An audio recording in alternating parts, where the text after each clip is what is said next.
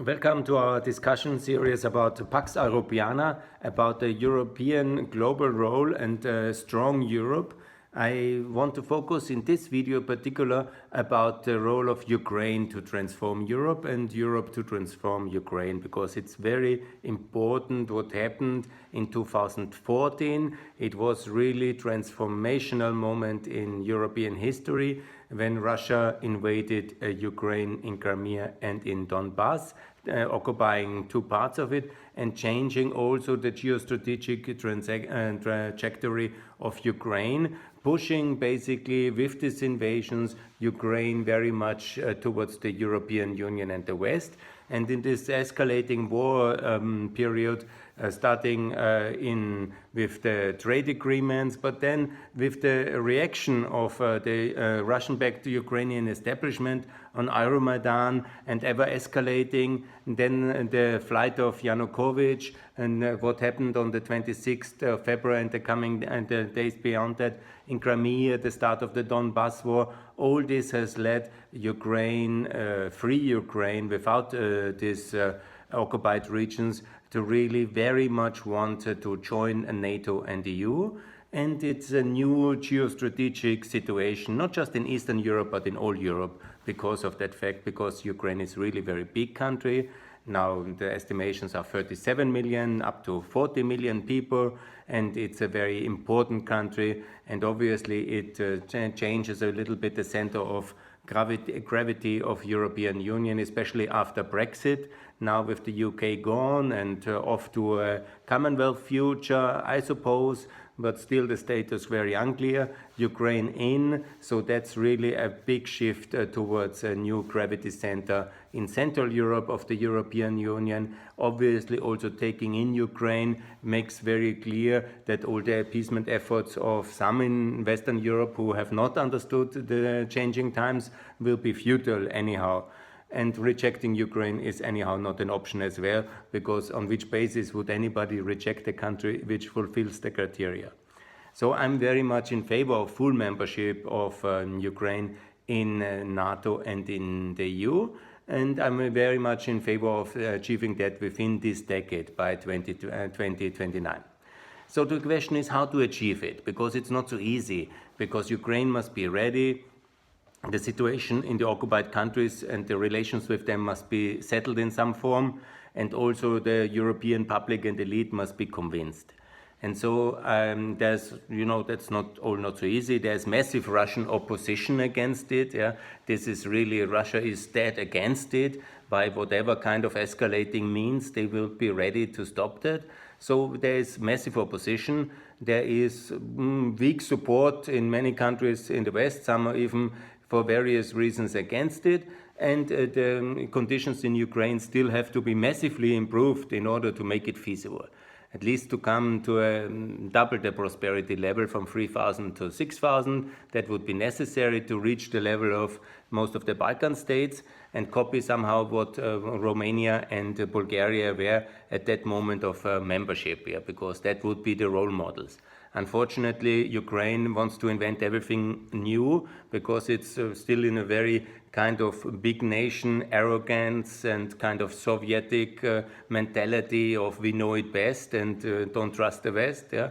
But it's just a normal country. It's actually number 21 of all the countries of transformation who have, since the end of the Cold War, joined from a communist country towards a European country. And this is basically the number 21, if I count correctly. The neutral country is not included.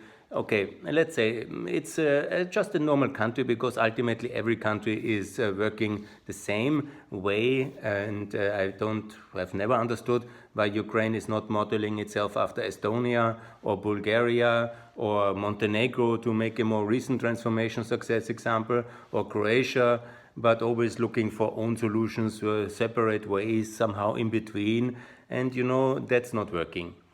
The in-between way, the Yugoslavian way, the kind of block-free way, that's really a disaster. Neutrality or inventing some kind of third way model like India did it with Nehru, this is all utter nonsense and will lead to a massive disaster. Not disaster maybe necessarily, but simply it will not work. You know, you can tread on this kind of role models like on quicksand, on soft fundament. You can work another 25 years of transformation or 28 years, and you will be still on a level of Moldova or other ERP countries, maybe a little bit better, maybe a bit less, and with a rich elite, oligarchic elite, most of the people totally poor and just leaving to Europe or running elsewhere or continuing a meager existence while seeing a small elite of oligarchs being very rich, which is the typical system when you don't have decent rule of law, decent competition ruling and enforcement. Basically, you are outside of the European regulatory framework. This is what is happening in a kind of Wild East scenario. So, okay, so much to analyze is what really needs to be done in order to achieve this, because it's not easy. What needs to be done to be fast in the European Union, fast in NATO, and fast, so successful that it is attractive to be united again, because ultimately, as I have said on many occasions already, the way to attract and to win this debate about Crimean sovereignty and the Donbass war is not to make an appeasement with Putin. He will just fool around. It is not to be so nice to the Europeans that they will enforce it. It is not that way. The only way to achieve it is to repeat the success model of Germany, of Western Germany. You have to be economically so successful that the people from Crimea and Donbass run into free Ukraine with their feet as fast as they can carry them, and then it will be almost empty. Then either the authorities there will build walls against the loss of population, as the Soviets have done, or the system cracks. It's so simple like that, yeah. And if they wouldn't have built a wall in '61, because Western Germany was already so successful, Eastern Germany and Eastern Berlin would have been empty in 3 more years, and they knew it. They built a wall, so they saved another 28 years for their total demise. But in these 28 years, we turned out to be so successful that the people even ran away via Hungary, Czech Republic. There was no way anymore to stop them, but absolute brute force. And with the experience of the Tiananmen massacre, seemingly, and the Gorbachev not endorsing it, even the very brutal Eastern German leadership was not ready to use maximum ultimate force, and so the system collapsed. And that's basically how the Cold War ended. So a similar, smaller scenario is the only really working scenario, by side possibility that suddenly Russia will be a very peaceful and friendly country and will simply consent to leave again as it came. That is, of course, very nice. If you believe in it, it's great. But I don't think that will happen anytime soon. And so the only way is to copy the Western German scenario. So basically that's already my main message: to join NATO like the BRD, the Western German state, and to copy exactly the role model of that country in the first 10 years of its existence, from 47 to 57. That were the formative years of Western Europe, and to repeat it. And it all started by the currency reform. It was the introduction of the German mark in the year 48, which was the start and the response by the the Soviet Union, that they didn't want a successor of Western Germany, and they laid siege to East Berlin. So this is very much the start of the story. And this translation for the year 2020 is Ukraine first making a currency policy towards the euro, a PEC, a currency board like Bulgaria, Macedonia, and others, and then to go and adopt the euro like Montenegro and Kosovo have done it. Hopefully with the consent at least of Lithuania and passively of Germany and Austria, the countries which normally should support it, Slovakia. And, maybe there will be in Frankfurt and in Paris a lot of resistance to that move.